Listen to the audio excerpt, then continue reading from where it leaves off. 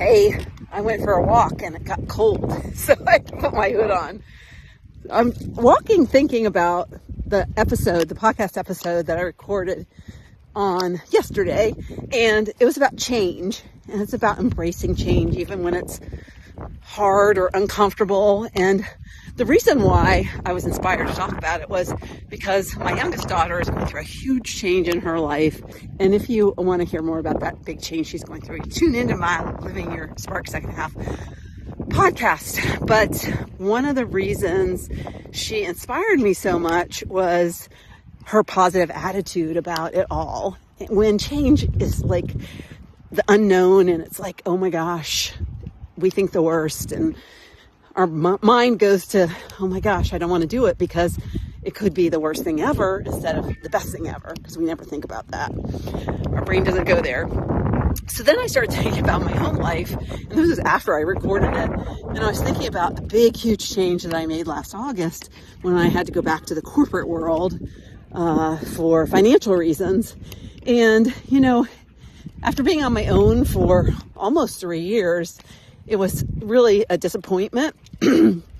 But what I've realized in the process is because, I want to be free from having to have a schedule that somebody else drives. And, we all want more freedom in our lives. But the thing that I didn't realize is I had this opinion that going back to corporate meant complete loss of freedom.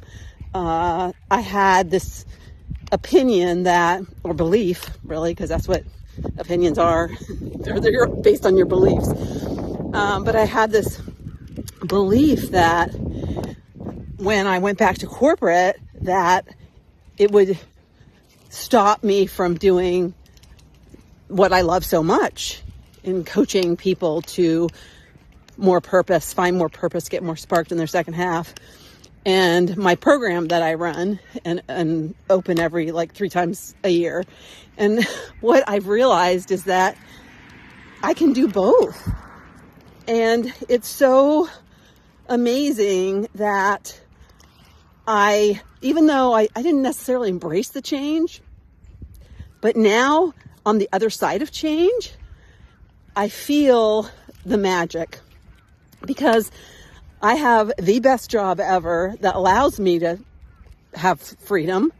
I work from home completely, and it allows me to be more structured with my time. And this is something I didn't realize. What I was doing before, now that I have a very time constrained and what I can get done at certain times, I have to be really guarded and very careful about how I prioritize stuff. And what I realized is that I was working on things that really wasn't worth my time before I went back to work. And now I'm really looking at how is this going to help people? How is this going to make a difference? Is it just busy work? Because I have a tendency to just do busy work, being a workaholic by nature. Or nurture, actually, because it's something learned. It's not what you're born with.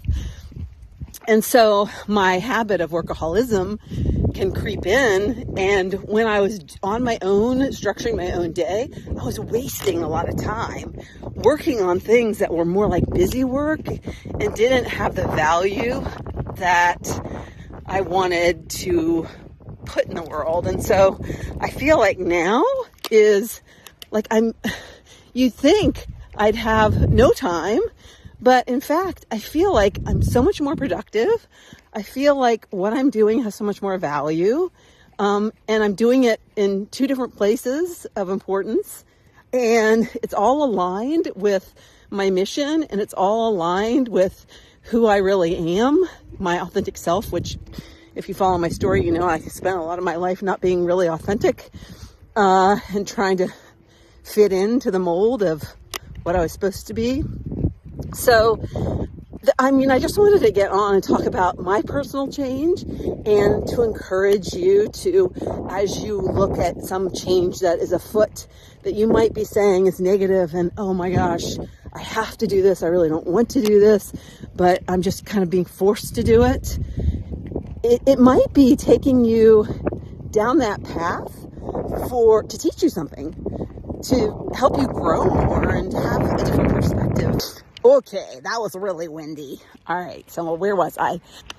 The good news is that when you are trying to fit in the intentional work you want to do, you're so much more focused on the right things, because that's what we ultimately want, is to work on the right things.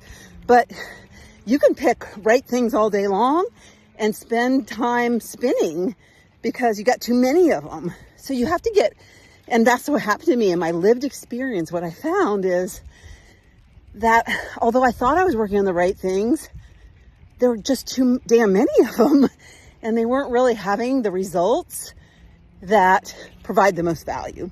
And so now I'm really focused on value action that's aligned with my purpose and not so much the busy work. So that's what I challenge you to look at. Any impending change that you might feel a little forced into, or that's not really what you want to do. Think about the things that you can't even see could happen as a result, and the lived experience that you'll gain from it, which are now have gifted me with a totally new perspective that's going to be helpful to people. So that's what I have for you today. It's kind of a continuation of my podcast episode.